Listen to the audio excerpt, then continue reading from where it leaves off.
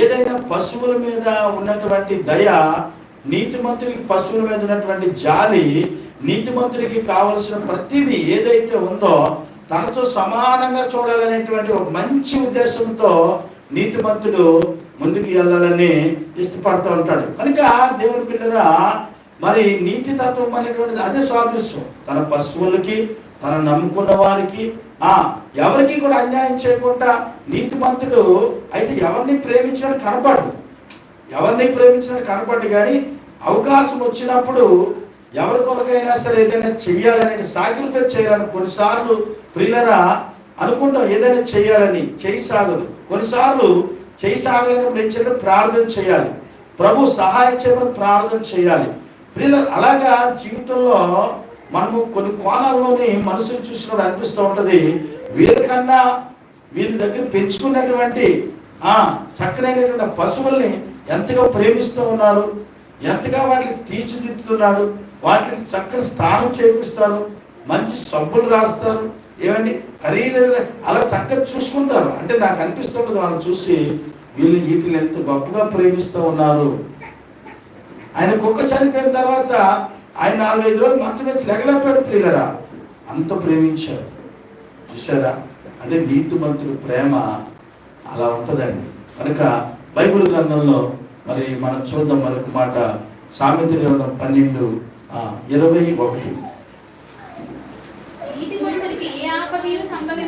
నీతిమంతుడికి ఏ ఆపద కూడా సంభవించదు. హల్లెలూయా. నీతిమంతుడికి ఏ ఆపద కూడా రాదు. ఎందుకు రాదంటే ప్రియులరా, నీతిమంతుడికి ఎట్టి ఆపద కూడా దేవుడు సంభవించనివ్వడు. ఒకవేళ సంభవించినా దాని నుంచి బయటపడేటువంటి మార్గం కూడా దేవుడు ఏర్పాటు చేస్తాడు. ఆమేన్. కనుక నీతిమంతుడు అనేటువంటి వాడు ప్రియులరా చాలా, అంటే మనుషులకు సహజంగానే ఆపదలు వస్తూ ఉంటాయి, కానీ నీతిమంతుడు అనేటువంటి వాడికి ఆపద అనేటువంటి సంభవించదని ఎందుకు చెప్పాడు? ఆపద వచ్చినా ధైర్యం ఎదుర్కొనే శక్తి, జ్ఞానం కూడా నీతిమంతుడు దేవుడు ఇస్తాడు. కనుక నీతిమంతుడు అనేటువంటి వాడికి ఏ ఆపద కూడా సంభవించదు. నీతిమంతుడికి ఆపదలని దూరం చేసేది ఎవరు? దేవుడే. హల్లెలూయా. ఎందుకంటే నీతిమంతుడు దేన్ని ఆశించడు, దేని మీద ఆశపడ్డు. ఈరోజు ఇలా జరుగుతుంది, దేవునికి స్తోత్రం చెప్తాడు. రేపు అనేది ఉంటే చూద్దాం, దేవునికి స్తోత్రం అని అంటాడు తప్పించి, కానీ ఇంకా ఫర్దర్ ప్లాన్స్ నీతిమంతుడు ఎప్పుడు కూడా చేయడండి. కనుక దేవుని ప్రియమైన గమనించండి.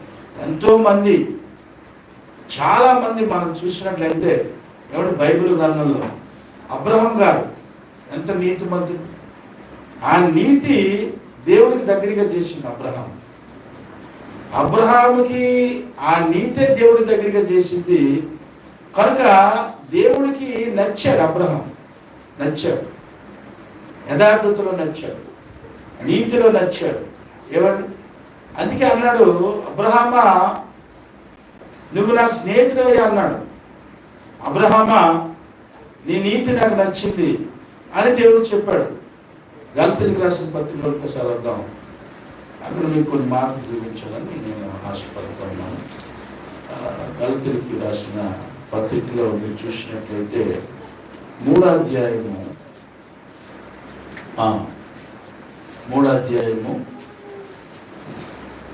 అలాగండి. అక్కడ 12వ వచనం, నీతిమంతుడు విశ్వాసం మూలంగా జీవించును అని అన్నాడు. చూసారా? నీతిమంతుడు దేని ద్వారాగా జీవించాడంటే విశ్వాసం మూలంగా జీవించాడు. కనుక దేవుని ప్రియమైన బిడ్డలారా గమనించండి. కాబట్టి 7వ వచనం, కాబట్టి విశ్వాస సంబంధులైన అబ్రహాము కుమారులను మీరు తెలుసుకునండి అన్నాడు. హల్లెలూయా. కాబట్టి మనం ఎవరివి? అబ్రహాము పిల్లలమి. ఎవరు మనము? అబ్రహాము దేవుడు ఏమని మాట ఇచ్చాడండి?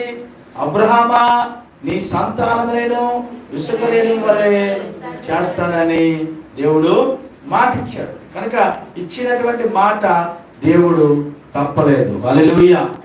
కనుక మనలోని ఏ నీతి అయితే ఉందో ఆ నీతి దేవుడికి నచ్చాలండి. దేవుడికి నచ్చాలి. మనసుకు నచ్చేటట్టుగా ఎంతకాలం